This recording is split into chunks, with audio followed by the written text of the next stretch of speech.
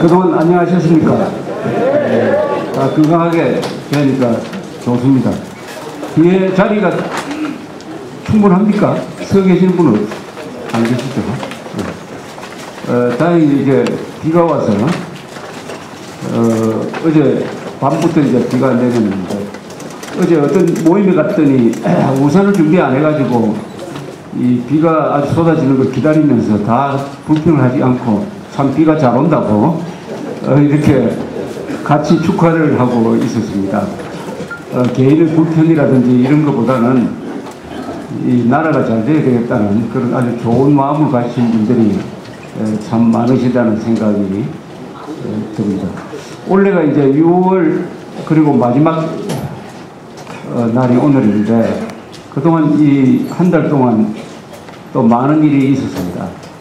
이 6월이면 항상 6.25, 6월 6일 또 6월 29일이라는 날이 또 아주 특별한 날이고 그러다 보니까 우리 안보와 관련된 또 이념 문제와 관련된 논쟁이 또 많이 일어나고 이렇게 지난 한 달을 아주 바쁘게 보는 생각이 듭니다. 6.25 전쟁이라고 하느냐, 6.25 동란이라고 하느냐, 6.25 사변이라고 하느냐, 한국전쟁이라고 하느냐 이 명칭도 아직 좀 애매합니다. 원래는 6.25 사변이라고 그랬죠. 그 다음 6.25 동란이라고 그랬습니다. 그 이유는 북한이 국가가 아니기 때문에 또 우리는 북한을 국가로 인정하지 않기 때문에 전쟁은 국가와 국가 사이에 하는 것이다. 그래서 우리가 6.25 동란, 6.25 사변 이렇게 하다가 한국전쟁으로 이 명칭이 많이 바뀌었어요. 그 이유는 외국에서 한국전쟁이라고 부르기 시작했습니다. 코리안 워라고 부르는 게 다시 역수입이 돼가지고 한국에 돌아와서 한국전쟁하게 됐습니다. 근데 한국전쟁이라는 말을 쓰면은 조금 이상하죠. 마치 저 어디 미국에서 있었던 남북전쟁을 우리가 이야기하듯이 우리 전쟁이 아니라는 느낌을 주기 때문에 그것도 좀 이상합니다. 그래서 요새는 6.25 전쟁, 6.25 남침 전쟁이라고 하자 이렇게 여러 가지 명칭 문제가 제기되고 있습니다. 이 6월 달에 일어난 일 중에서 사실은 6.25만큼 중요한 사건이 하나 있죠. 1592년 4월에 음력이죠. 임진왜란이 일어났습니다.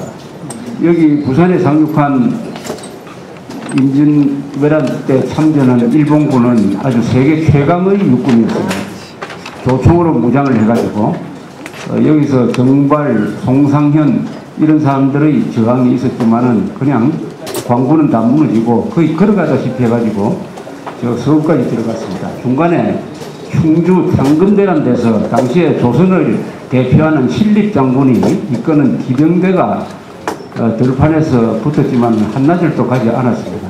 그래서 보름만에 서울로 들어오고 선조는 피난을 가게 되었어요. 그래서 임진강을 건너가지고 저 북쪽으로 피난을 갈 때 그때가 바로 1592년 6월입니다. 그때 어디로 가느냐 하는 회의가 열렸습니다. 어디로 가느냐, 우리가 어디로 가야 되느냐 이렇게 묻습니다. 그러면은 이항복, 백사 이항복이라는 분이 있죠. 아주 명석한 분이고 아주 이 우스개를 많이 남겨가지고 옛날에 보면은 이항복을 소재로 한 만화가 우리 1950년대에 많이 있었습니다. 이항복이 그때 도성질을 하고 있었어요. 도성년 비서실장입니다. 이항복은 이렇게 이야기를 합니다. 이게 압록강을 건너서 우리 싸우다가 안 되면은 압록강을 건너서 명나라에 가야 되겠다. 그래서 명나라의 보고를 받아야 되겠다. 이렇게 이야기를 하니까 선조가 그건 내가 생각하는 것이다. 이렇게 이야기를 합니다. 또 한 신하는 한경도로 가는 게 좋겠다. 한경도로 가면은 그 지세가 험하고 아직 군대가 남아있다. 한경도에 가서 저항을 하는 게 좋겠다. 이렇게 이야기를 해요. 이때 영의정이던 서해 유승용 선생이 아주 강력하게 반대를 합니다. 반대하는데 선조실록에 이렇게 쓰여져 있어요. 임금이 이 조선을 한 발이라도 떠나면은 조선은 조선 아닌 것이 된다. 조선은 없어진다. 이렇게 얘기해요. 임금이 압록강을 건너가지고 조선에서 한 발 떼는 그 순간에 조선은 없어진다.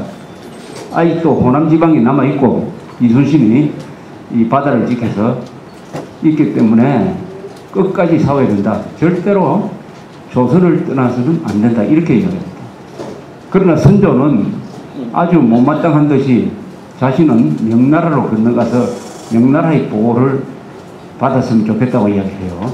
그러나 워낙 유성룡이 반대를 하니까 결국 유성룡 말을 선택을 하게 되었습니다. 우리 송복 교수라는 분이 쓴 유성룡 전기 위대한 만남이라는 책에 보면은 이 사건이 우리 민족사회의 운명을 결정한 일이다라고 이렇게 소개를 합니다. 그때 만약 압록강을 건너서 왕이 만주로 갔으면 어떻게 됐을까? 또는 한경도로 갔으면 어떻게 됐을까? 이렇게 예상을 해본다면 우선 한경도로 들어갔으면 어떻게 됐냐 하면 아마 가등청천이 그쪽으로 갔기 때문에 포로가 됐을 거예요. 그러지 않아도 그쪽으로 피했던 이 임해군 등 선조의 아들 둘이가 포로가 됐습니다. 아마 글로 갔으면 선조도 포로가 됐을 거예요. 왕이 포로가 되면은 전쟁은 끝나죠. 의병이 물론 일어나겠지만은 부심점이 된 왕이 없는데 의병이 일어날 이유가 없으십니다. 그렇게 해서는 아마 임진왜란 때 우리는 일본에 넘어갔을 것이다. 그 다음에 압록강을 넘어서 만주로 갔으면 어떻게 됐느냐. 그것 또한 조선이 망하는 길이었습니다. 의병이 일어날 이유도 없고 또 만주의 명나라도 거기에 넘어온 선조를 아주 종처럼 취급했을 겁니다. 그렇게 되면은 이순신도 버틸 이유가 없어지는 거죠. 우리가 임진왜란 때 이긴 이유는 관군은 졌지만은 의병이 일어났고 해군, 수군이 지켰고 그 다음에 외교를 잘해가지고 명나라 군대가 들어왔기 때문에 세계에서 가장 약한 군대하고 세계에서 군대가 가장 강한 군대가 붙어가지고 가장 약한 우리 조선이 사실은 이겼습니다. 그렇게 본다면은 이 결정적인 순간에서 결정적인 선택을 잘못하면 어떻게 되느냐 하는 것을 잘 보여줍니다. 우리가 6.25 때 이승만 대통령이 하나 실수한 게 있죠. 너무 일찍 서울을 떠났습니다. 서울을 떠나면서 끝까지 사수한다고 해가지고 이 KBS 방송을 하고 그걸 믿고 있던 사람들이 아직도 대통령이 서울에 있는 줄 알고 있다가 한강을 폭파했죠. 한강 인도교를 폭파했습니다. 그래서 그때까지 아직도 이 강북에서 우리 1사단이 잘 싸우고 있었어요.